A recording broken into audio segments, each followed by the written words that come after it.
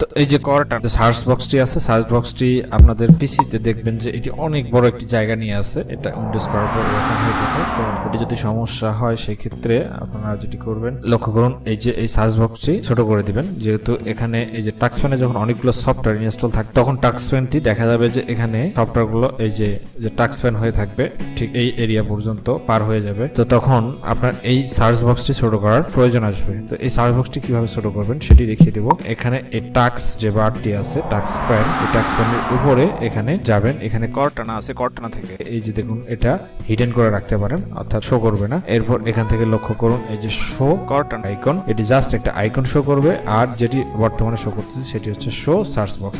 তো আপনারা কর্টানা আইকন করবেন, কেননা এটি মাঝে মাঝে লাগে, এটি সার্চ করতে লাগে, তো সেই জন্য এটি কর্টানা আইকন শো আইকন এটি করে দিবেন। তো সেই ক্ষেত্রে এটি দেখুন লক্ষ্য করুন ছোট হয়ে গেছে। ওকে।